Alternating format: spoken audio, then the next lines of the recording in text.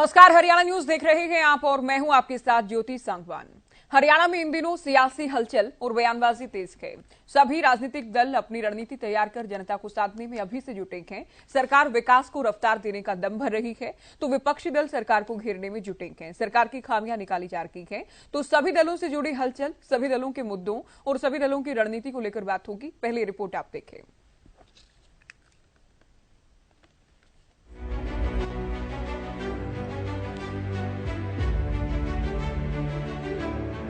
हरियाणा में इन दिनों सियासी हलचल तेज है। सरकार योजनाओं को धरातल पर पहुंचाने के लिए प्रयासरत है तो विपक्ष सरकार को घेरने में जुटा है। ऐसे में चंडीगढ़ में सीएम की अध्यक्षता में मंत्रियों और अधिकारियों की बैठक हुई, जहां केंद्र की योजनाओं को लेकर चर्चा की गई। तो वहीं कांग्रेस ने हाथ से हाथ जोड़ो अभियान का शंखनाद भी कर दिया। 26 जनवरी से शुरू होने जा रहे हाथ से हाथ जोड़ो अभियान के जरिए कांग्रेस जनता के बीच जाकर जनता को कांग्रेस से जोड़ने और सरकार की पोल खोलने का दावा कर रही है। अब 26 जनवरी से और 2 महीने के लिए हाथ से हाथ जोड़ो अभियान चलाने का पार्टी ने निर्णय लिया है, जिसके बारे में कल हमने पूरे हाउस की मीटिंग बुलाई है। अपने सभी पीसीसी डेलीगेट, विधायकगण, पूर्व विधायकगण, सांसद और पूर्व सांसद जो चुनाव लड़े हैं, उन सभी जो हमारे सीनियर लीडर हैं, कल वो 2 बजे हमारे प्रदेश कार्यालय में आएंगे और उनको साथ में व्यापक इस बारे में जानकारी दी जाएगी।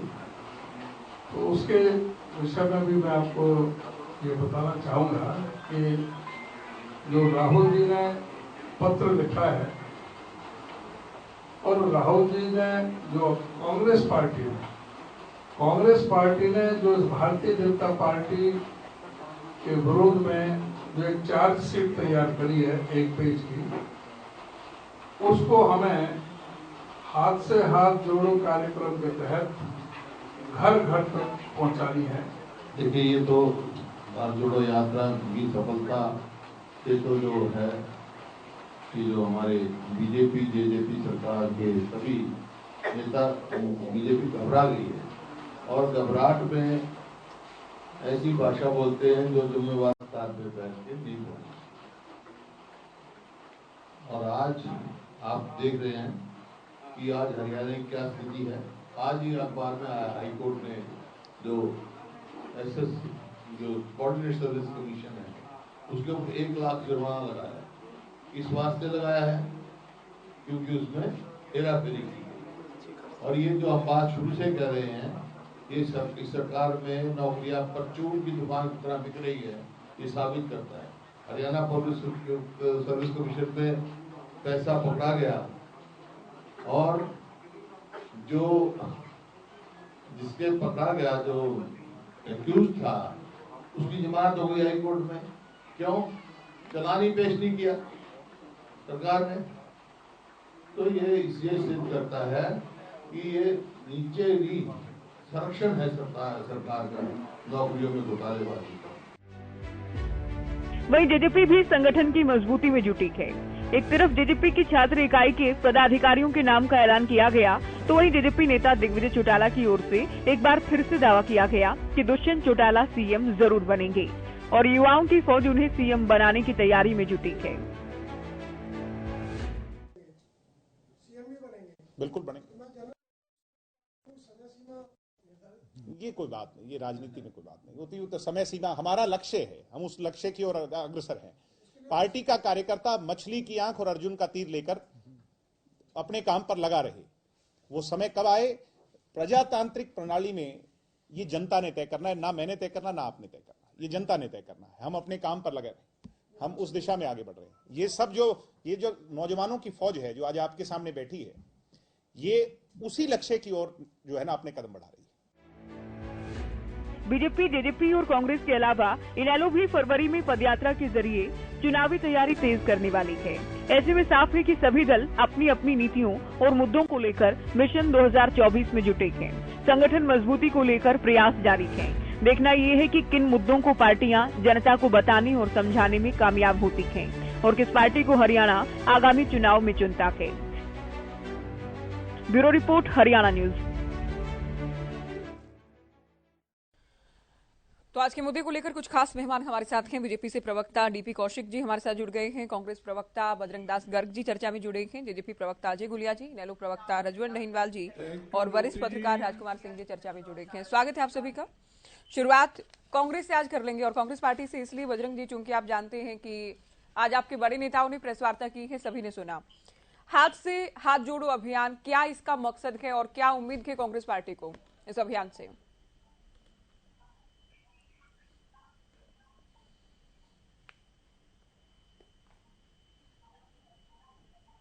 देश के अंदर भारत जोड़ो यात्रा निकाली गई है, जो 30 तारीख तक इसका समापन हो जाएगा।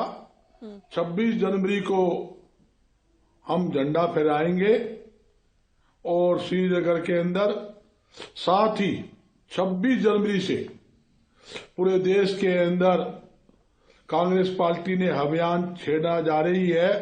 हाथ से हाथ मिलाओ अभियान जारी कर रहे हैं। ये लगातार 2 महीने तक अभियान चलेगा और पार्टी के हर एक नेता कार्यकर्ता घर घर तक जनता से संपर्क करेंगे।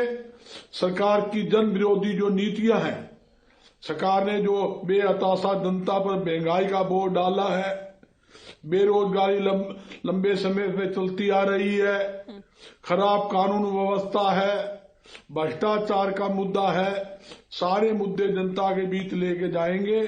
जिस प्रकार मोदी साहब ने कहा था हमारी सरकार आने पर हर साल 2 करोड़ युवाओं को रोजगार देंगे, 2 व्यक्ति को भी रोजगार नहीं दे पाए।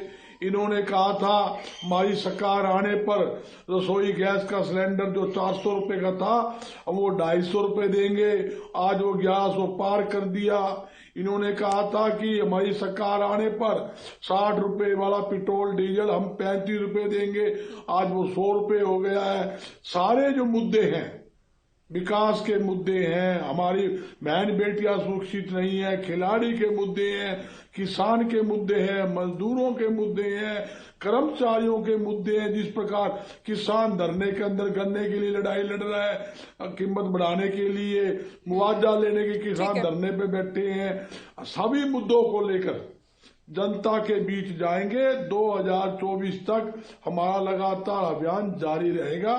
ये हमारी जो तीजी अगली प्लानिंग है। डीपी जी, पहले भारत जोड़ो यात्रा और चूंकि हरियाणा के भी 7 जिलों से गुजरी, आज भी नेता विपक्ष ये कह रहे थे कि बीजेपी में बौखलाहट है, बीजेपी में डर है, डर गई है बीजेपी। तो अभी भारत जोड़ो यात्रा तो देश भर में दूसरे हिस्सों में तो चूंकि जारी है, अब हरियाणा में कांग्रेस ले आई है और दूसरे राज्यों में भी कांग्रेस कर रही है हाथ से हाथ जोड़ो यात्रा, हाथ से हाथ जोड़ो अभियान। कैसे देखती है बीजेपी कांग्रेस के अभियान को?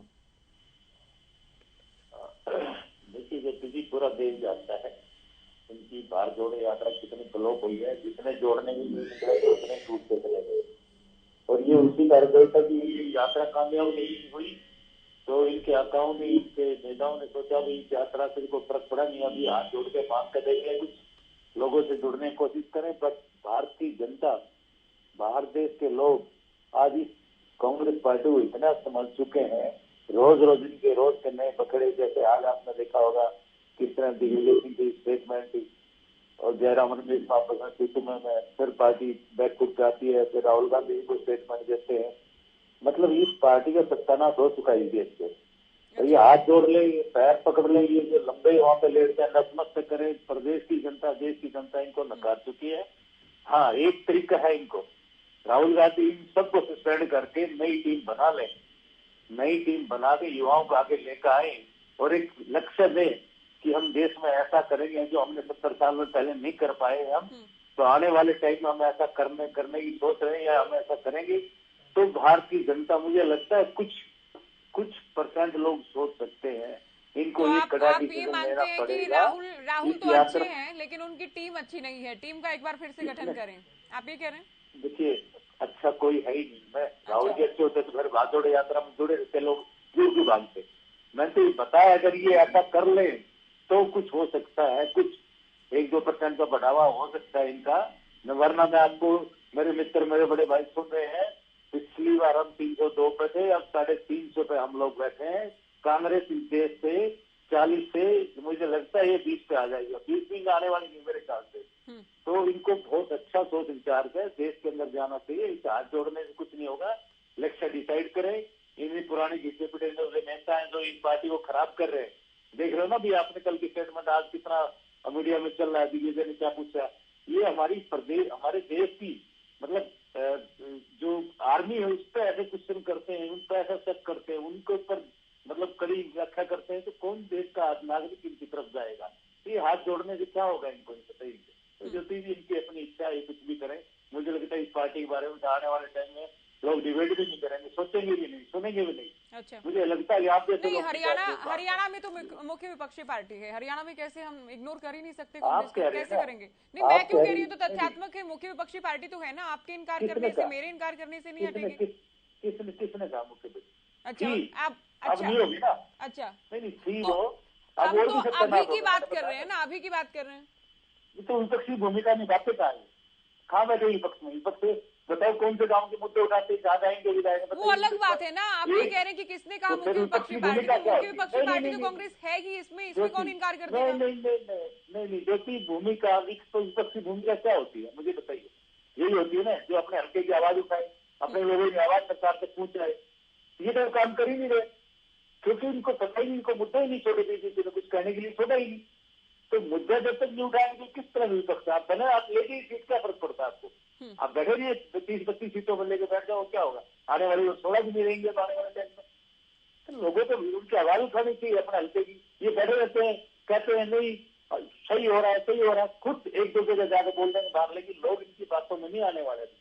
ठीक है प्रदेश के लोग जानते हैं। अजय गुलिया जी, आज हम सभी दलों की हालांकि बात कर रहे हैं, लेकिन कांग्रेस ने आज प्रेस वार्ता करी, कहा है कि बीजेपी जेजेपी गठबंधन सरकार से हर एक वर्ग परेशान है। अब हरियाणा कांग्रेस जनता के बीच जाएगी, सरकार की पोल खोलने का काम करेगी।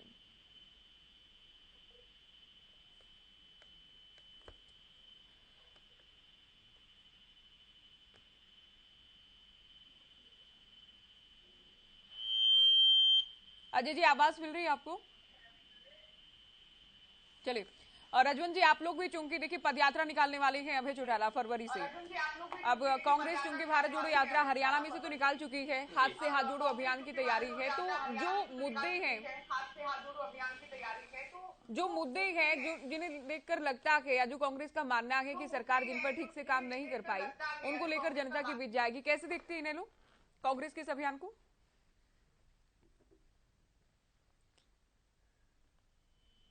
लोकतंत्र में हर व्यक्ति का, हर पार्टी का, राजनीतिक पार्टी का अधिकार है कि वो जनता के बीच में रहे, और जनता के बीच में अगर नहीं रहेगी तो स्वाभाविक है वो खत्म हो जाएगी। और आज हालात जो कांग्रेस के हैं वो शायद इसी वजह से हुए हैं। जो मुख्य विपक्षी दल की, जिस प्रकार से सरकार के प्रवक्ता भी ये मान रहे हैं, बीजेपी के प्रवक्ता भी ये मान रहे हैं कि मुख्य विपक्षी दल ने अपनी भूमिका नहीं निभाई, ये हकीकत है, जनता को भी पता है, हमें भी पता है, और खुद सरकार, बीजेपी के प्रवक्ता भी ये चीज कह रहे हैं। दूसरी चीज एक आती है कि जो भी पार्टी अपने मुद्दों को लेकर अगर जनता के बीच में जाती है तो उसका बिल्कुल फायदा भी होता है, लेकिन वो देखा जाता है कि वो किस दिशा में काम कर रहे हैं। एक तो होता है व्यक्ति अपनी पार्टी को मजबूत करने के लिए, अपने आप को मजबूत करने के लिए अगर जनता के बीच में जाते हैं तो जनता भी देखती है कि ये निजी स्वार्थ की भावना के वशीभूत होकर आ रहे हैं। और एक होता है जो जनता के मुद्दों को लेकर अगर जनता के बीच में जाए, उनकी समस्याओं का समाधान करने के लिए, तब उनको, जनता को भी ये महसूस होता है कि ये व्यक्ति है, ये हकीकत में जनता की समस्याओं को लेकर आ रहे हैं। जैसे अभी हम इंडियन नेशनल लोकदल की बात कर रहे थे, इंडियन नेशनल लोकदल पार्टी ने लगातार जो कांग्रेस की जो भूमिका वो नहीं निभा पाई, उसको निभाने का काम हमेशा इंडियन नेशनल लोकदल पार्टी ने किया है। और उन्हीं के मुद्दों को, जो जनता की जो समस्याएं थी, उनको लेकर विधानसभा की बात करें, सड़कों पर बात करें, या जहां पर भी मौका मिला है, चौधरी अभय सिंह चौटाला जी ने उठाने का काम किया है। उसके बाद अब ये जो हमारी परिवर्तन पद यात्रा है, जो कि अब फरवरी माह से स्टार्ट होने वाली है, उसकी तैयारियों में हम लगातार लगे हुए हैं। और उसी के लेकर आज हमारी युवा टीम है, युवा टीम भी हमारी अपनी पूरी तैयारियों में लगी हुई है। वो अपने संगठन को भी मजबूत करने के लिए लगे, क्योंकि हमारे युवा के इलेक्शन भी अभी होने हैं, तो उसके लिए भी तैयारियां चल रही है। महिला की जो हमारी टीम है वो अपने अलग हिसाब से काम कर रही है, वो भी अपनी टीम को मजबूत करने का काम कर रही है। ये क्यों? आगामी जो चुनाव है, जनता को भी पता है कि हमें एक विकल्प चाहिए, और विकल्प इंडियन नेशनल लोकदल है। क्योंकि बीजेपी और जेजेपी जो सरकार, जो फिलहाल जो गठबंधन की सरकार चल रही है, जनता को पता लगा कि इन्होंने हमारे लिए कुछ नहीं किया, इन्होंने केवल लूट और झूठ की राजनीति की है। आज हालात ये बने हैं कि जनता की कोई सुनने वाला नहीं है, और इसी वजह से इंडियन नेशनल लोक दल को वो उम्मीद के तौर पर देख रहे हैं कि अगर ये हकीकत में जनता के साथ आए तो हम भी इनसे साथ जुड़े। और हमने जनता के मन को पढ़ा और उनके साथ, इसीलिए हमने परिवर्तन पदयात्रा निकालने का जो प्लान किया कि जनता के बीच में जाएंगे, उनके मन की सुनेंगे, उनकी समस्याओं का समाधान कराने के लिए सरकार को भी घेरने का काम करेंगे। और आगे जब जनता अगर हमारे साथ आएगी तो निश्चित तौर पर विजय भी प्राप्त होगी। तो ये तो हो गई जनता की समस्याओं का और उनका समाधान करने के बाद। अब रही भारतीय जनता पार्टी और गठबंधन की, मैं एक चीज बता देता हूं। ये एक ऐसा मेल बना था जो केवल और केवल जनता को ठगने का, क्योंकि जनता ने जो इनको ना तो मैंडेट दिया और एक इस हिसाब का बनाया कि जो लोग बीजेपी को गाली बकते थे वही गाली देते देते उनके गोद में जाकर बैठ गए। और जनता ने जहां पर बीजेपी को सत्ता से बाहर करने का काम किया था, लेकिन कहीं ना कहीं वो जनता के साथ एक विश्वासघात किया गया और जनता ने जो बीजेपी को बाहर करने के बाद जो काम किया था उसमें जेजेपी ने उनको वापस सत्ता में ला दिया। तो जनता के साथ भी कहीं ना कहीं धोखा हुआ है और अब वो उसको एक बार जो आगामी जो चुनाव आएंगे कहीं ना कहीं वो अपना भी मोल भाव करके और उसको भी एक चलता करने का काम करेंगे। राजकुमार जी, सभी दलों में जो हलचल है उसे कहीं ना कहीं 2024 से जोड़कर तो देखा जा सकता है कि आप कहां खड़ी पाते हैं सभी पार्टियों को, जिसमें सरकार में दोनों दल सरकार की योजनाओं को जनता तक तेजी से पहुंचाने में जुटे हैं। इनेलो पदयात्रा शुरू करने वाली है, कांग्रेस भारत जोड़ो यात्रा के बाद अब हाथ से हाथ जोड़ो अभियान चलाने वाली है। देखिए, राजनीतिक दल कोई भी काम चुनाव को ध्यान में रख के, अपने राजनीतिक हित को ध्यान में रख के ही करते हैं। उनकी तमाम सक्रियता उसी पे केंद्रित होती है, संचालित होती है। तो ये तो स्वाभाविक है कि जब अगले साल चुनाव है, हालांकि हरियाणा में चुनाव अक्टूबर में होगा और लोकसभा का चुनाव उससे पहले मार्च अप्रैल में हो जाएगा, तो चाहे सरकारी गठबंधन की बात करें, सत्तारूढ़ गठबंधन की या अपोजिशन पार्टी की बात करें, सबके ध्यान में चुनाव है और चुनाव को केंद्रित गतिविधियां होंगी। हरियाणा में जो स्थिति है वो आज की तारीख में मोटे तौर पर बात करें तो ठीक है, सत्तारूढ़ गठबंधन है भाजपा जनता का। विधायक संख्या की बात करें, बहुत कंफर्टेबल पोजीशन है उनकी चरण में। 8 साल सरकार के हो चुके हैं, 8.5 साल कहने के लिए उनके पास बहुत कुछ है रिपोर्ट कार्ड में।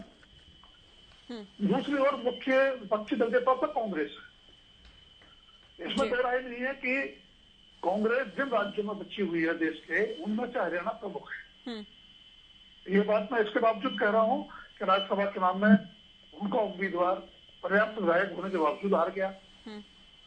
आगमपुर उपचुनाव जो भजनलाल परिवार के जरिए कांग्रेस का गलबा कई दशकों तक वहां कांग्रेस हार गई, लेकिन इस सब के बावजूद कांग्रेस बड़ी ताकत हरियाणा की राजनीति में आ गई है। बिल्कुल। पर चुनाव लगभग 1.25 साल बाद है, 1.5 साल बाद है। अब उसमें देखना होगा, जैसा आपने कहा कि इनेलो पदयात्रा शुरू कर रही है अगले महीने से। इनेलो चौधरी देवीलाल परिवार का राजनीतिक दल रहा है, उसी का प्रतिनिधित्व करते हैं, उन्हीं की विरासत की बात करते हैं। जमीन पर उनके लोग हैं, बहुत ज्यादा नहीं बचे परिवार में दल में विभाजन होने के बाद, लेकिन है कितनी मेहनत कर पाते हैं, कितना अपने आप को खड़ा कर पाते हैं। तीसरा, जसपा जो पिछले चुनाव में भी अलग लड़ी थी, 10 विधायक उसके जीत के आए और शंकु विधानसभा के चलते भाजपा सरकार ने मिलकर सरकार बनाई। अगले चुनाव में जसपा की क्या भूमिका होगी, ये देखना बहुत महत्वपूर्ण होगा। अगर ये गठबंधन बरकरार रहता है, मिलकर चुनाव लड़ते हैं, तो मुझे नहीं लगता कि किसी तरह की कोई चुनौती मुख्य अपोजिशन पार्टी कांग्रेस या कोई दूसरा दल इनके सामने पेश कर पाएगा। चुनाव भी जमीन पर लड़ा जाता है, जमीन पर जो हालात है वो आप भी देख रहे हैं, हम भी देख रहे हैं। ठीक है, शुरू के 5 साल के भाजपा सरकार के देख लें या बाद के 3.25 साढ़े 3 साल के गठबंधन सरकार के देख लें, जनता का जनमत विभिन्न चुनावों में सामने आता रहा है। लेकिन अगर ये गठबंधन चुनाव में मिलकर नहीं जाता है, अलग जाता है, तब चुनाव का बहुत कुछ मूड और बहुत कुछ परिणाम इस बात पर निर्भर करेगा कि जसपा अगले चुनाव में क्या भूमिका निभा पाती है, कितनी ताकत के साथ उतर पाती है जी, वो देखने वाली बात। ठीक है अजय गुलेरिया जी, अगर आपको आवाज मिल रही है तो मैं आपसे जो मुख्य वादे किए गए थे चुनाव के दौरान उनसे जुड़ा सवाल लेना चाहूंगी, क्योंकि इन दिनों आपके नेता बयान ये देते हैं कि जो कहा गया था चुनाव में जाने से पहले उन वादों को पूरा करेंगे। तो अगर आप कोई आंकड़े बता पाएं कि कितना प्रतिशत काम हो चुका कि उन प्रमुख वादों पर जिनको चुनाव में बार बार दोहराया गया था कि अगर सरकार में आए तो ये कर दिया जाएगा, सरकार में आए तो इस वादे पर प्राथमिकता से काम होगा, कितना हुआ, कितना बाकी है? ज्योति जी देखिए 75% युवाओं को रोजगार की बात है, वो वादा हमने पूरा किया। 33% महिलाओं को अगर राशन के कोटों में भागीदारी देने की बात थी, वो वादा हमने लोगों से पूरा किया। 50% महिलाओं को हमने राजनीति में उनकी भागीदारी सुनिश्चित करने का वादा किया था, वो वादा हमने पूरा किया। सारे वादे देखिए, अब हम लोग सिर्फ जो हमने किया वो गिनाने वाले लोग नहीं है। हमारी एक टीस हमारे मन में आज भी है कि हमने 5100 रुपए का वादा लोगों से किया था। हमारी कोशिश, हमारी मंशा ये है कि सरकार 5 साल के लिए चुनी जाती है, जब 5 साल का कार्यकाल पूरा हो और हम लोगों के बीच में वोट मांगने जाएं, तब ये 5100 वाला वादा भी पूरा हो और तभी लोगों के बीच में वोट मांगने जाएं। देखिए ज्योति जी, जो 80% 90% नंबर लेकर के आता है वो छात्र भी होशियार, उसको डिस्टिंक्शन 75% ऊपर वाले को कहते थे। हमारी ये सोच है कि लगभग सभी वादे पूरे करें और तभी 2024 में लोगों के बीच में वोट मांगने हम लोग जाएंगे। और ये प्रत्येक राजनीतिक दल की अपनी सोच भी होती है, हमारी सोच भी है कि हमारे दल का विस्तार हो। जिस प्रकार से हमने काम किया है उसको नंबर देने का काम तो हरियाणा प्रदेश की जनता करेगी। अगर अब किसी छात्र को स्वयं का अपना पेपर चेक करना हो तो 100 में से 100 नंबर देने का काम करेगा। अगर मुझसे आप पूछेंगी तो देखिए, मैं तो अपने कार्यकाल को जननायक जनता पार्टी को जो 10 सीटें आई थी, 17% लोगों ने वोट के रूप में अपना आशीर्वाद दिया था। हमने अच्छा बेहतर काम किया, लेकिन इस पर फाइनल मोहर कौन लगाएगा? इस पर फाइनल मोहर लगाने का काम तो हरियाणा प्रदेश के लोग करेंगे, वो चुनाव में तय होगा। हम अपने राजनीतिक दल की तरफ से मैं कह सकता हूं कि जिस प्रकार का प्यार, समर्थन और आशीर्वाद हमारे कामों को मिल रहा है, जिस प्रकार से हमारे संगठन में बढ़ोतरी हो रही है, तो हम आशा करते हैं कि 2019 से भी बेहतर प्रदर्शन हम 2024 के चुनाव में करेंगे। जिस प्रकार से एक नई बनी पार्टी को 17% वोट हरियाणा प्रदेश तो के लोगों ने दिए थे। सरकार बनाने का दावा तो आप नहीं कर रहे हैं, बहुमत का दावा नहीं कर रहे हैं आप? बिल्कुल पिछली बार से अधिक 10 से अधिक 11 भी हो सकता है, 12 भी हो सकता है, 15 या ऊपर कितना भी हो सकता है। आपने बहुमत का दावा तो नहीं किया कि अकेले आप सरकार बना लेंगे, ऐसा दम नहीं भरते गुलिया साहब? ज्योति जी, 10 महीने की पार्टी को लोगों ने 10 सीटें दी थी। अब कितना समय हो गया पार्टी को, ये अनुमान लगा लें और इसी हिसाब से आप अंदाजा लगाएं। बिल्कुल हमारी आशा है। देखिए, आज हम नहीं, समय के आधार पर चलता अजय गुलिया जी, तो देश की सबसे पुरानी पार्टी के हालात देश में नहीं होते ना। इन्होंने काम तो तब क्या हालात थे, तब क्या वादे थे, तब क्या कहा गया था, तब जनता ने क्या सुना और क्या समझा, क्या समझकर वोट किया, वो अलग थे ना, तब समीकरण अलग थे। नहीं, तो मैं वही तो कह रहा हूँ, तब तो सिर्फ 10 महीने की पार्टी थी ना। अब पार्टी पूरी होगी, पार्टी ने डिलीवर करके दिखाया, पार्टी ने लोगों के सामने जो वादे किए थे वो काम करके दिखाए। दुष्यंत जी को डिप्टी सीएम बनने का मौका दिया, लोगों ने, हरियाणा प्रदेश के लोगों ने 17% वोट दिए, दुष्यंत जी हरियाणा प्रदेश के डिप्टी सीएम बने। हम लोगों ने क्या डिलीवर किए थे, कितने वादे पूरे किए, ये सारी चीजें भी तो उसमें कंट्रीब्यूट करेंगी ना। जो वादे मैंने आपके सामने गिनाए, हमारा एक बड़ा वादा जो हमारा एक मैनिफेस्टो में था 5100 रुपए का, वो पेंडिंग है, लोगों के सामने स्वीकार भी करते हैं, लेकिन हमने पूरी पुरजोर लड़ाई लड़ी दुष्यंत जी ने, और उसमें लगातार बढ़ोतरी करवाने का भी काम कर रहे हैं। और हमारी कोशिश और मंशा ये है कि जब चुनाव में जाए तो ये भी वादा हमारा पूरा। बजरंग जी आपके पास आएंगे, लेकिन अभी मैं इस पर एक प्रतिक्रिया आपकी चाहूंगी। डीपी जी, 5100 रुपए की जब बात होती है, अब चूंकि चुनाव करीब है और जो प्रमुख वादे पिछली बार थे उनकी बात इस बार भी होगी। जेजेपी नेता बार बार ये कहते हैं कि 5100 रुपए करवाने का हमारा प्रयास रहेगा, 5100 रुपए करवाने के लिए हम लड़ाई लड़ रहे हैं, ये जो पेंशन की बढ़े इसके लिए हम प्रयास कर रहे हैं। तो अब तक जो हुआ, क्या उसका क्रेडिट फिर बीजेपी को दे दिया जाए, या 5100 अगर नहीं हुए तो क्या उसके लिए बीजेपी को ब्लेम किया जाए? जेजेपी नेताओं के बयानों से कम ये लगता है। नहीं, ऐसा नहीं है। जो वादा किया था गठबंधन ने, वो वादे पूरे कर टाइम किया है। उसमें तो पूरे हर साल जैसे बढ़ी बढ़ा देंगे इसको, जो 5100 का वादा पूरा करेंगे हम लोग, इसमें किंतु परंतु वाले को बात ही नहीं है। 5100 का बीजेपी का तो कोई वादा नहीं था, कॉमन मिनिमम प्रोग्राम के तहत बात हुई थी ना। चलिए, अब नहीं था वादा, कोई बात है, हमारे गठबंधन पार्टी है तो उनका वादा हमारा वादा एक ही बात होगी ना। अच्छा, वादे को पूरा करेगी सरकार उसके, उसमें ऐसी कोई बात नहीं। जो उनके 75% का वादा दोगी पूरा ही किया ना सरकार ने, वो बीजेपी का तो वादा नहीं था, पर सबका था, हमारे गठबंधन का, हम लोगों को पूरा किया। तो इसमें गठबंधन की सरकार तो गठबंधन के हिसाब से काम होगा, इसमें तो वो किंतु परंतु वाली बात ही नहीं। ठीक है, बात तो आज तो जो हर साल बढ़ोतरी की जाती है उससे अलग जाकर ज्यादा बढ़ोतरी की जाएगी, क्योंकि देखिए 1 साल बाकी है चुनाव होने में, तो क्या वो तो गवर्नमेंट का डिसीजन है, क्या पता हो सकता है वो आने वाले टाइम में साल चुनाव से पहले पूरी करने वाले हैं। अच्छा, ठीक है ना, वो तो सरकार के एजेंडे की बात है, सरकार किस तरह करती है, जिस तरह मुझे लगता है कि हमारे वादे जो आपने किए थे वो संकल्प पत्र में हमारे पूरे वादे होंगे, गठबंधन के वादे हैं, उससे मिलकर पूरा करें। ठीक है। अब बजरंग दास जी, भारत जोड़ो यात्रा, उसके बाद हाथ से हाथ जोड़ो अभियान, और सबसे बड़ी चुनौती है कि कांग्रेस खुद को भी पहले जोड़ ले, बार बार कहा जाता है। और अब तो चूंकि चुनाव करीब हैं, सभी नेताओं को एक साथ लाना, सभी नेताओं को एकजुट कर पाना, क्या ये बहुत बड़ी चुनौती नहीं होगी हरियाणा कांग्रेस के लिए?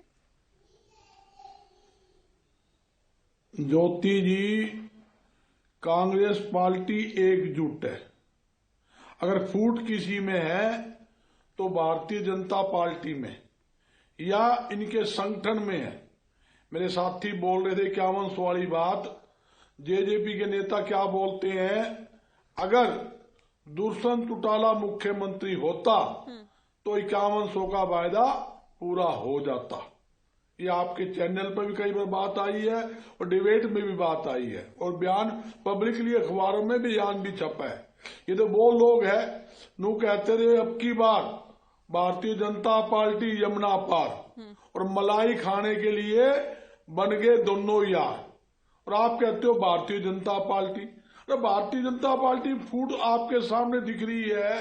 कल की टुहाना की रैली देख लो, उससे पहले अरविंद शर्मा ने करनाल के अंदर मुख्यमंत्री की स्टेज पे क्या कहा, खुले तौर पे कहा भी मनोहर लाल ने लंबा राज कर लिया, अब की बार ब्राह्मण मुख्यमंत्री होना चाहिए।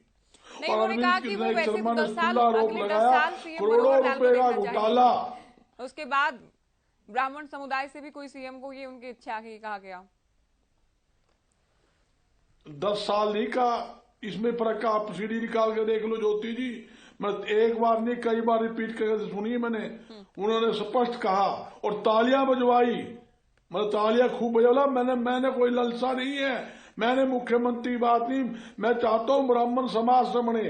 उन्होंने ये भी आरोप लगाए करोड़ों रुपए के घोटाले रोहतक के अंदर हुए हैं, और पूर्व मंत्री पर आरोप लगाए, और रिटर्न के अंदर सारे डॉक्यूमेंट और लेटर उन्होंने मुख्यमंत्री को दिए, और पुलिस जो एसपी रोहतक के एसपी को दिए। कोई कार्रवाई हुई?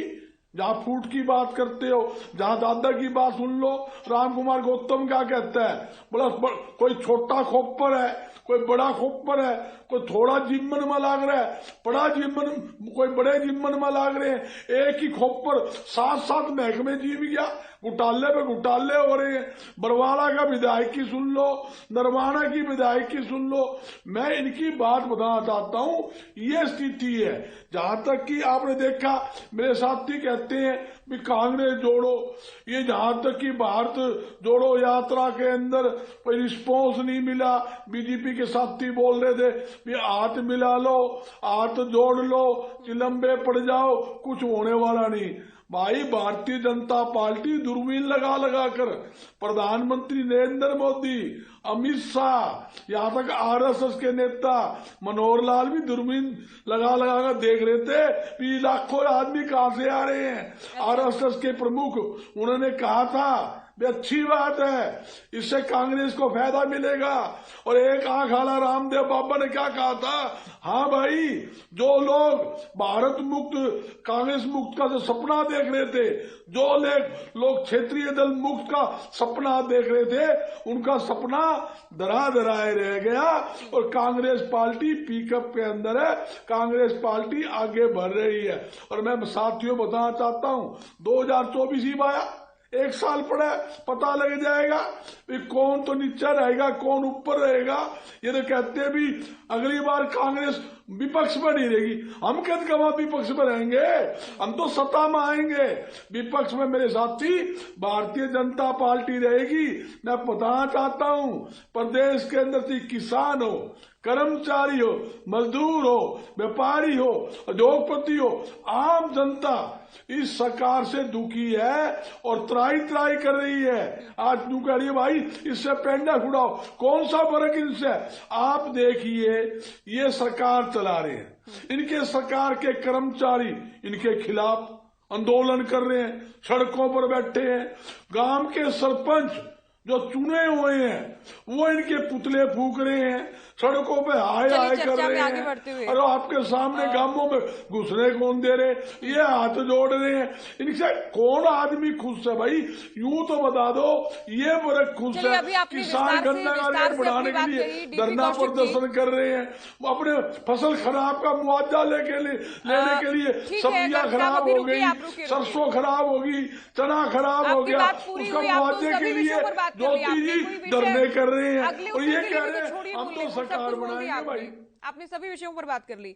डीपी कौशिक जी, आज नेता विपक्ष भूपेंद्र हुड्डा ये कहते हैं, एक नारा बीजेपी को लेकर दिया गया, बीजेपी भ्रष्ट जुमला पार्टी, कुछ का साथ, खुद का विकास, सबके साथ विश्वासघात, क्या कहेंगे?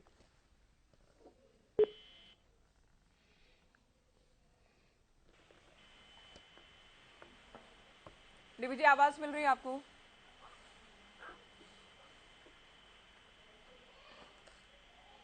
राजकुमार जी, ये सवाल तो मैं बीजेपी से पूछूंगी, लेकिन उससे पहले मैं कांग्रेस को लेकर ये समझना चाहूंगी कि भारत जोड़ो यात्रा की गई, अब हाथ से हाथ जोड़ो अभियान चलाया जाएगा, क्या कांग्रेस को कोई मजबूती मिलेगी हरियाणा में?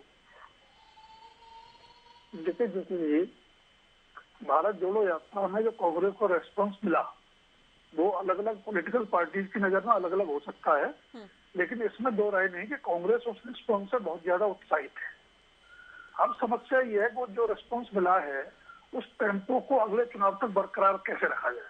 लोकसभा का चुनाव होना है अप्रैल मई में या मार्च अप्रैल में, उसमें लंबा समय बाकी है, साल से भी ज्यादा। तो उसके लिए कोई ना कोई आपको अपने कार्यक्रमों में निरंतरता रखनी पड़ेगी। उसके चलते ये योजना बनी है कि हाथ से हाथ जोड़ो अभियान 2 महीने चलाया जाए। एक योजना और विचाराधीन है, वो है कि जैसे ये दक्षिण से उत्तर की यात्रा हुई, कन्याकुमारी से कश्मीर की, वैसे पूरब से पश्चिम की यात्रा भी की जाए, ताकि अगले साल तक किसी तरह टेम्पो बना रहे। अब सवाल है कि हरियाणा में कांग्रेस को कितनी मजबूती मिली या नहीं मिली। जैसा आपने कहा, हरियाणा में कांग्रेस की सबसे बड़ी समस्या, और ये ज्यादातर राज्यों में, आंतरिक गुटबाजी है।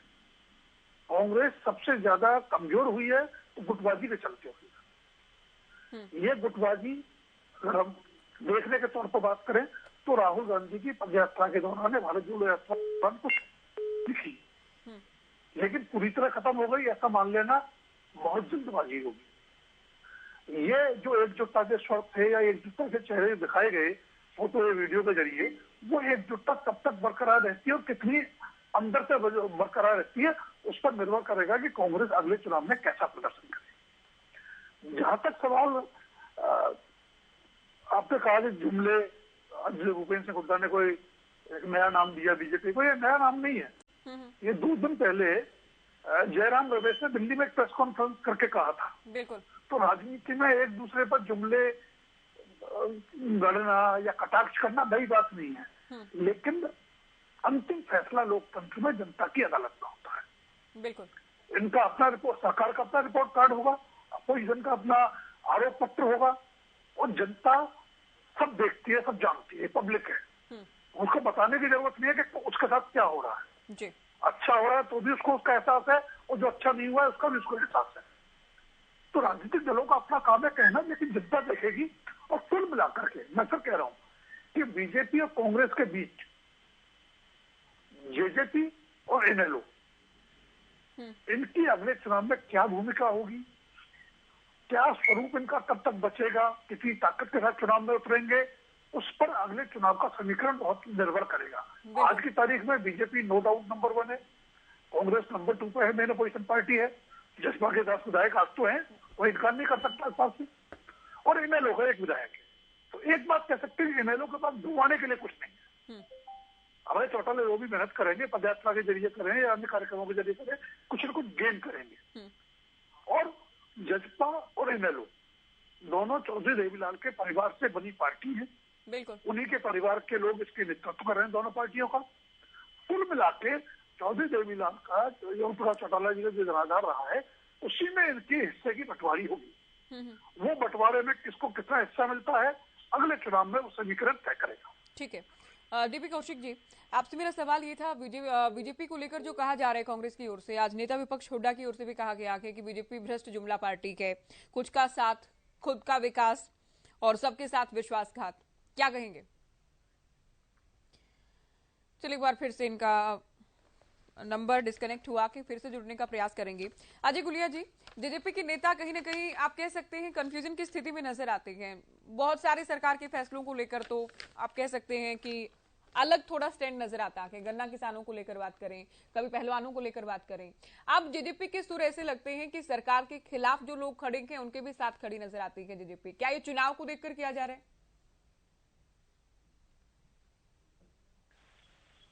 नहीं, यही तो डेमोक्रेसी की खूबसूरती है ज्योति जी। देखिए, आप सरकार में रहते हुए भी हम अलग, हमारी पार्टी, ये तो प्रत्येक राजनीतिक दल में भी होना चाहिए कि अपनी बात कहने का अधिकार सबको होना चाहिए।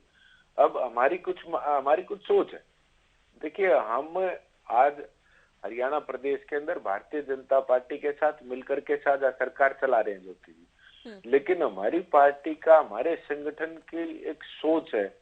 एक सोच को लेकर के हमारी पार्टी का संगठन का निर्माण हुआ था, इसमें कोई दो राय नहीं। हम हरियाणा प्रदेश के खिलाड़ियों के साथ खड़े थे।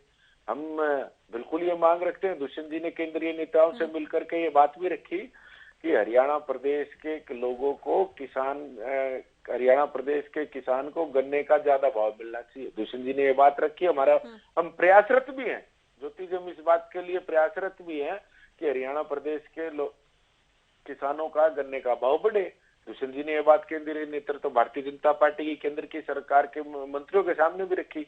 तो इसमें मत अलग होना ना होना एक अलग बात है। अगर नहीं, ये टेंडरिंग को लेकर बात करें, गन्ना किसानों को लेकर बात करें, पहलवानों को लेकर बात करें, जेजेपी खुलकर साथ आ जाती है। हालांकि पंचायत विभाग आप लोगों के पास है, लेकिन दिग्विजय चौटाला फिर भी कहते हैं कि सरपंचों की सुनी जानी चाहिए, उनकी बातें सुननी चाहिए, उनके हक में फैसला हो, है ना। तो ये कुछ बयान इन दिनों इस तरह के आ रहे हैं। 5100 रुपए की पेंशन को लेकर बात करें कि अगर हमारी सरकार बहुमत में होती तो अब तक कर चुके होते। तो ये चुनाव के मद्देनजर दिए जाने वाले बयान हैं क्या? ये मैं आपसे समझना चाह रही हूं। नहीं ज्योति जी, भी कांग्रेस के प्रवक्ता ने एक बात कही कि इनका बयान छपा था और टीवी में भी दिखाया कि हम अगर दुष्यंत जी मुख्य में तो या ये इसको संशय की स्थिति में ना रखें। मैं स्पष्ट ही कर देता हूं कि अगर हरियाणा प्रदेश की जनता ने 17% की जगह 51% वोट जननायक जनता पार्टी को दिए होते, हमारे 46 विधायक होते, तो पहली कलम से 5100 कर देते। लेकिन गठबंधन की कुछ मजबूरियां होती हैं। गठबंधन की सरकार में बीजेपी सीनियर हमारी पार्टनर है, उनके 40 एमएलए हैं, तो एमएलए हमारे। तो आप ये कहना चाह रहे हैं कि बीजेपी नहीं करने दे रही है? नहीं करने की मैंने बात डीपी जी से ये तो पूछा ना कि अगर आप लोग इस तरह के बयान देंगे तो ये संदेश देने का प्रयास है कि हम तो करना चाहते हैं लेकिन बीजेपी नहीं करना चाहती। नहीं, देखिए, उनकी अपनी सोच अलग है। देखिए, अब मैं ज्योति जी एक चीज है, देखिए, वो किसी और रूप में लाभ देना चाहते हैं हरियाणा प्रदेश के लोगों को, और हम पेंशन के रूप में 5100 रुपए दे करके लोगों को लाभ देना चाहते हैं। और मैं ये नहीं कहूंगा कि जो पूर्व की सरकारें रही हैं या कांग्रेस की सरकारें, उन्होंने लोगों ने कुछ नहीं किया। अच्छा। उन्होंने भी काम किए, लेकिन जो काम लोगों को बेहतर लगेगा, जो निर्णय लोगों को बेहतर लगेगा, लोग उसको चुनने का काम करेंगे। हमारी सोच 5100 रुपए दे करके हरियाणा प्रदेश के प्रत्येक हमारी काकी, ताई, दादी, दादा, इनको 5100 रुपए देकर के समृद्ध बनाने की है। हो सकता है भारतीय जनता पार्टी की सोच उनको किसी और रूप में लाभ देने की हो, या किसी और राजनीतिक दल की किसी और रूप में हो सकती है। लेकिन हम ये मानते हैं कि हम 5100 रुपए अगर हरियाणा प्रदेश के बुजुर्ग को पेंशन मिलेगी तो उनका मान सम्मान भी बढ़ेगा और उनका जीवन यापन में आसानी भी होगी और उनका जीवन स्तर भी सुधरेगा। ये एक सोच, ये तो एक संगठन की सोच होती है। देखिए, ये तो सरकार की बात है, मैं तो प्राइवेट ऑर्गेनाइजेशंस की भी बात करूं ज्योति जी, कुछ लोग एट पार सैलरी में विश्वास रखते हैं और कुछ कंपनियां जो हैं वो सैलरीज के साथ कुछ पक्ष भी देती हैं और तरह तरह की चीजें भी देती हैं अपने एम्प्लॉइज को रिटेन करने के लिए या उनको लाभ देने के लिए। तो ये देखिए, तो प्रत्येक संगठन की सोच है। हमारी सोच 5100 की है। रजन जी, इनेलो को लेकर बार बार और खास तौर पर अभय चौटाला को लेकर दुष्यंत चौटाला भी कहते हैं, जेजेपी नेता कहते हैं कि नॉन सीरियस पॉलिटिशियन वो हैं, इस तरह के बयान दिए जाते हैं। अब राजकुमार जी ने भी कहा कि इनेलो के पास कम से कम खोने को कुछ है नहीं। तो 2024 को लेकर आप लोग क्या उम्मीद कर रहे हैं जनता से? देखिए ज्योति जी, जो जनता की जो समस्याएं हैं और जनता की समस्याओं को लेकर अगर उनके मुद्दों को उठाकर, और खासकर ऐसे मुद्दे जो जनता को डायरेक्ट इफेक्ट करते हैं, जैसे कि चौधरी अभय सिंह चौटाला ने लगातार नशे के मुद्दे को उठाया था, तो जनता उससे परेशान है ना कहीं। महंगाई के, बेरोजगारी के मुद्दे हैं, जो आज के हालात है, वर्तमान है, भ्रष्टाचार है, जो आज के जो खिलाड़ियों के साथ जो घटनाएं घटित हो रही हैं, उनको लेकर अगर चौधरी अभय सिंह चौटाला मुद्दे उठा रहे हैं तो जनता को भी ये लग रहा है ना कि हाँ, कोई व्यक्ति है जो हमारे मुद्दों को उठा रहा है और उसका हमें बेनिफिट मिलेगा।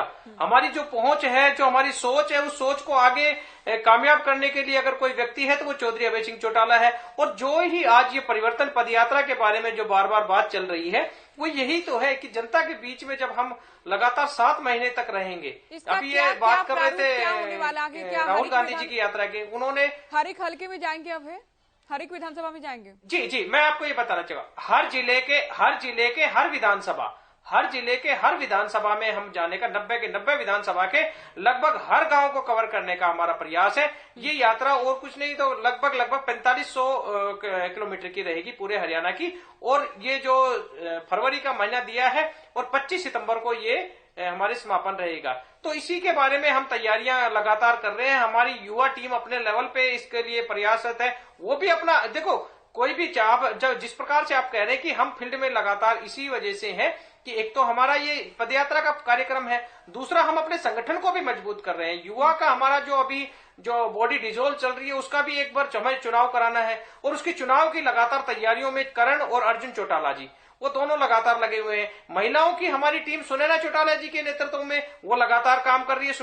सुमित्रा देवी और प्रदेश अध्यक्ष है और सुनैना चौटाला जी लगातार महिलाओं के बीच में अपना संपर्क बढ़ाकर उनका काम कर रहे हैं। हमारी शीर्ष नेतृत्व जो है वो इस यात्रा का एक प्रारूप तैयार करके और फील्ड में बाकायदा हम आज भी और लगातार गांवों में जाकर अपना जो आगामी जो मैप है उसको तैयार करने के लिए कहां पर हमारा लंच होगा, कहां पर डिनर होगा, कहां पर ब्रेकफास्ट होगा, इस हिसाब से हम अपना तैयारियां भी कर रहे हैं। और हर जिले में पूरे हरियाणा में लगभग हमारा पूरा तैयार रोड मैप हो गया।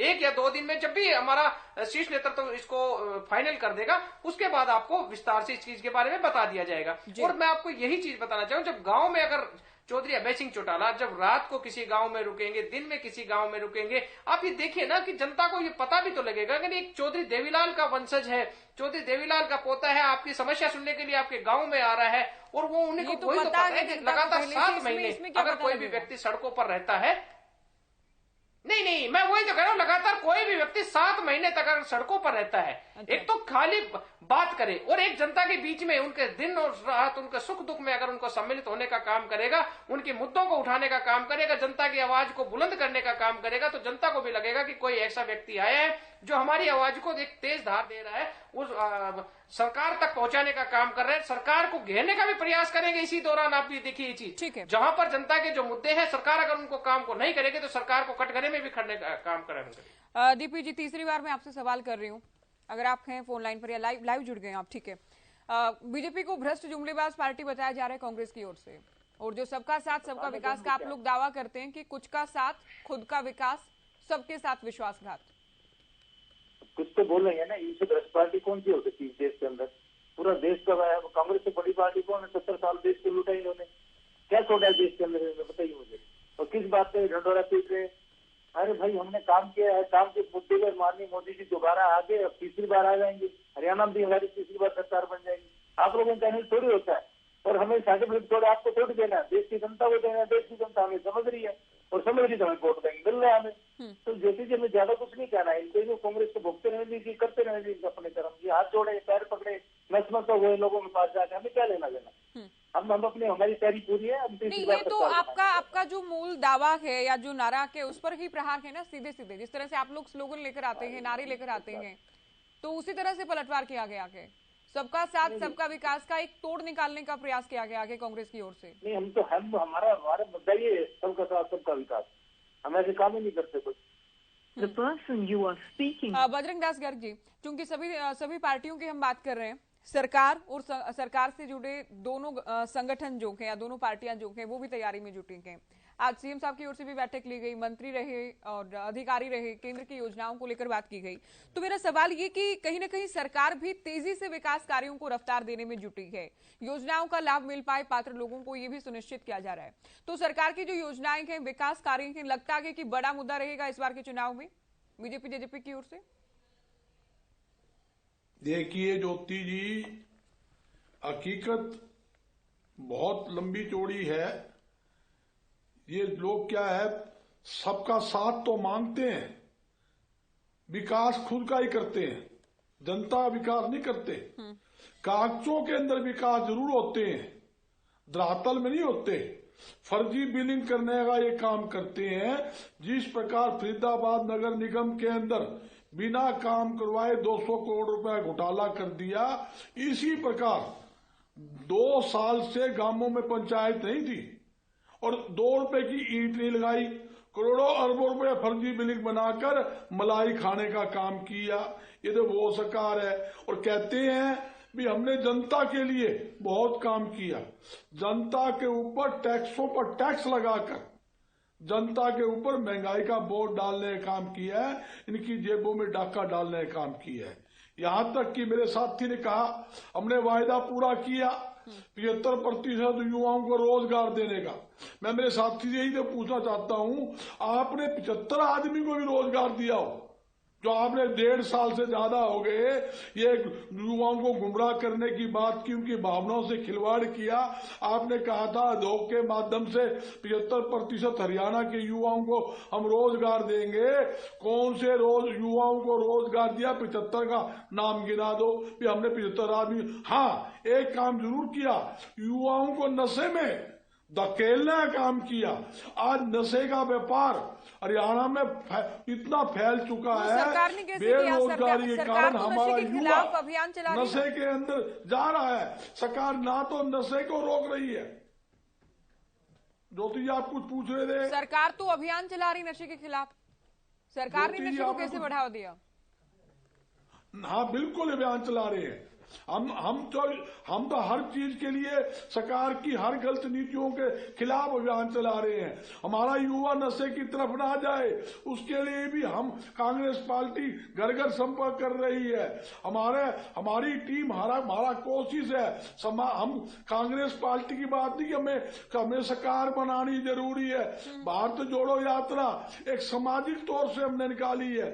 सभी दल को हमने न्योता दी है, सभी दलों को हमने श्रीनगर के अंदर बुलाया है। हम चाहते हैं भाईचारा देश के अंदर कायम हो। जिस प्रकार भारतीय जनता पार्टी ने भाई से भाई को लड़ाने का काम किया है, हिंदू मुसलमान का नारा दिया है, मंदिर मस्जिद का नारा दिया है, हरियाणा में जाट नॉन जाट का नारा दे रहे हैं। जिस प्रकार किसान को किसान से बढ़ा रहे हैं। मैं आपको स्पष्ट करना चाहता हूं, 2 दिन पहले मुख्यमंत्री जी ने एक मीटिंग रखी थी किसान नेताओं की।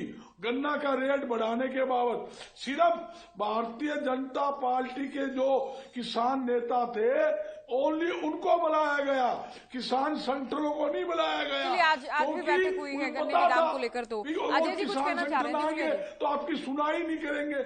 यही बात राकेश टिकैत ने कही, ये जुटानी ने कही। भाई ठीक है सरकार के टोट कूटे भाईचारा खराब करने में अभी आप सुन लीजिए। अजय गुलिया जी कुछ कहना चाह रहे हैं?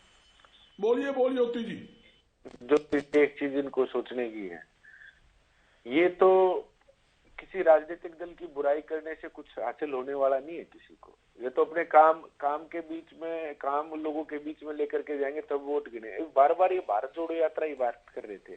क्या कहेंगे श्रीनगर में जाके श्रीनगर के लोगों को रिझाने के लिए कि भारत की सरकार, केंद्र की सरकार और भारतवर्ष ने तो संपूर्ण प्रयास किया था कि कश्मीर भारत का अभिन्न अंग बने, लेकिन हम लोगों ने आपकी इस अलगवादी नीतियों को बढ़ावा देने के लिए 370 का विरोध करने का काम किया जो भारत से हटी थी।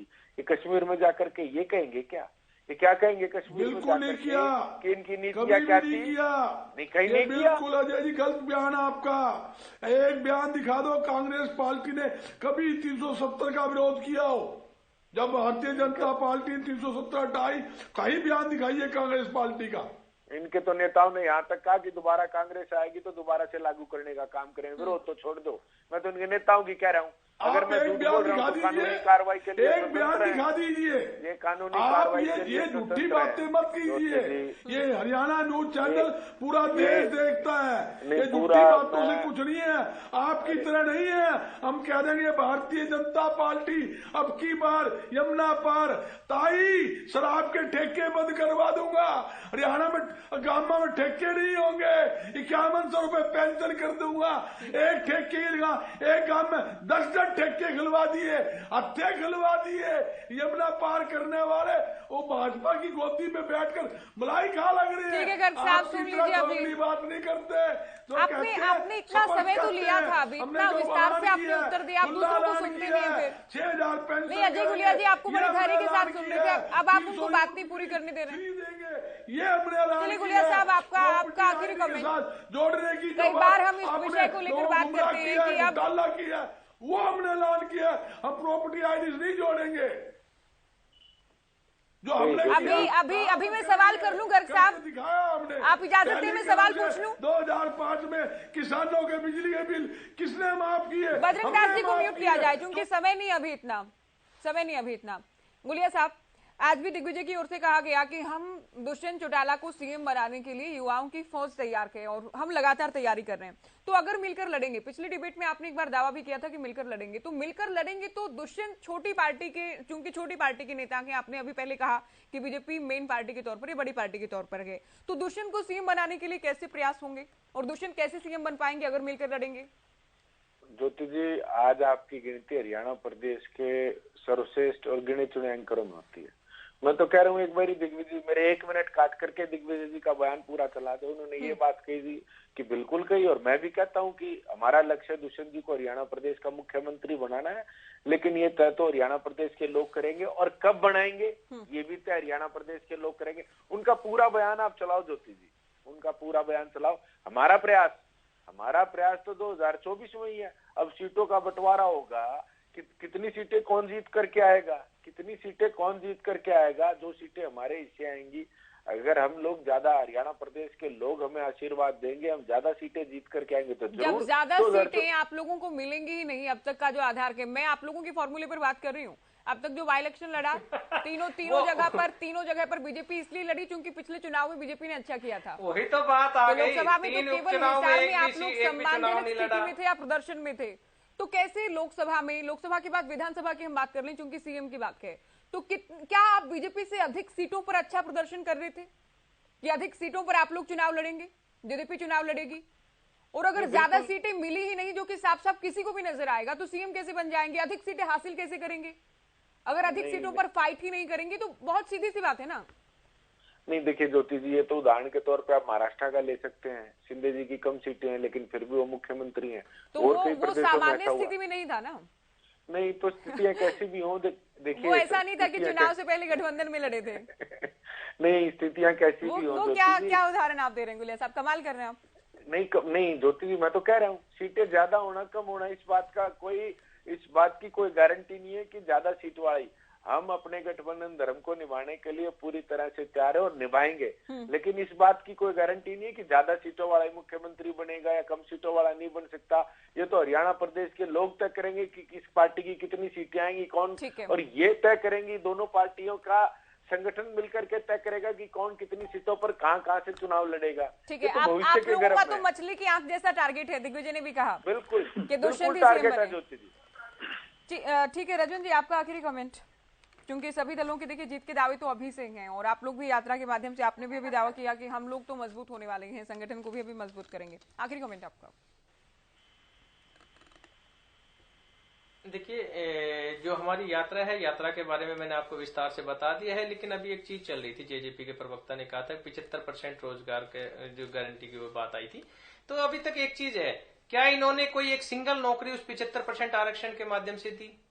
उन्होंने 5 बार उसका क्रेडिट लेने की, बार बार अखबार में, टीवी के माध्यम से बार ये तो लगातार इन्होंने कह दिया कि हमने 75% को लागू किया, 75% को लागू किया। धरातल पर तो कुछ भी नहीं हुआ ना। तो ऐसे ही इनके वायदे हैं, 5100 की पेंशन ले लो या और वायदे ले लो, इन्होंने केवल और केवल यही किया है कि जो जनता से जो वायदे करके आए थे, जिस प्रकार से गर्ग साहब कह रहे थे कि भाई शराब के ठेके बंद करा देंगे, आज हकीकत यह है कि अगर रात के समय में अगर निकलेंगे तो चमकते हुए अगर कहीं शोरूम मिलेंगे तो वो शराब के ठेके मिलेंगे, और अगर कहीं अंधेरा मिलेगा तो वहां पर सरकारी अस्पताल या सरकारी जो भी दफ्तर होंगे तो वहां पर आपको अंधेरा मिलेगा, वहां पर कोई कुछ नहीं मिलेगा, सड़कों पर अंधेरा है। पिछली सरकारों में भी ऐसा ही था, इसमें नया की बात नहीं है। आज देखिए ज्योति जी, आज जो ठेके बने हुए हैं, पहले के जो चले थे, आज जो ठेके बने हुए वो एक बड़े बड़े शोरूम बने हुए हैं। एक तरफ हम नशे से मुक्ति की बात करते हैं। एक बड़ा सवाल इसमें पूरी चर्चा में छूट गया, मैं चाहूंगी संक्षेप में आप बताएं। आखिरी सवाल आपसे रहेगा, आखिरी कमेंट आपका। अमित शाह आने वाले हैं, गोहाना में रैली होगी, भूपेंद्र हुड्डा के गढ़ के तौर पर या उन्हें मजबूत माना जाता है इस क्षेत्र में। आप क्या मान रहे हैं, बीजेपी को कितनी मजबूती मिलेगी फिर?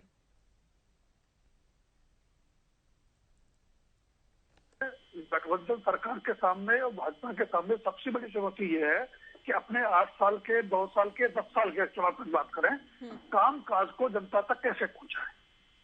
अगर वो पहुंचाने में सफल होती है तो ज्यादा समस्या चुनाव में नहीं आनी चाहिए, लेकिन वो तभी होगा जब आप सरकारी तंत्र के साथ साथ अपने संगठन के स्तर पर जनता तक जाएंगे, सक्रिय होंगे और अपनी बात पहुंचाएंगे। आपने कहा अमित शाह के दौरे की बात, निश्चित रूप से जैसा मैंने पहले कहा कि भाजपा को सबसे बड़ी चुनौती अगर कोई देने की स्थिति में हरियाणा में है कांग्रेस है, और कांग्रेस का मतलब कांग्रेस में सबसे ताकतवर नेता भूपेंद्र हुड्डा। तो भाजपा की कोशिश होगी रोहतक, सोनीपत, झज्जर, जो भूपेंद्र हुड्डा के प्रभाव क्षेत्र हैं, वहां अपनी पैठ ज्यादा से ज्यादा बढ़ाई जाए। जी सर, बहुत शुक्रिया आपका, सभी का बहुत शुक्रिया आगे सभी ने चर्चा के लिए। तो हमने 2024 को लेकर बात इसलिए की चूंकि सभी दल कहीं ना कहीं सभी दलों में हलचल है, सभी दल तैयारी में जुटेंगे, अपनी अपनी रणनीति तैयार कर जनता के बीच जा रहे हैं, किन मुद्दों को लेकर, किस तरह की परिस्थितियों को लेकर और किस तरह के समीकरण 2024 को लेकर होने वाले हैं, इसे लेकर चर्चा की फिलहाल दीजिए इजाजत। नमस्कार।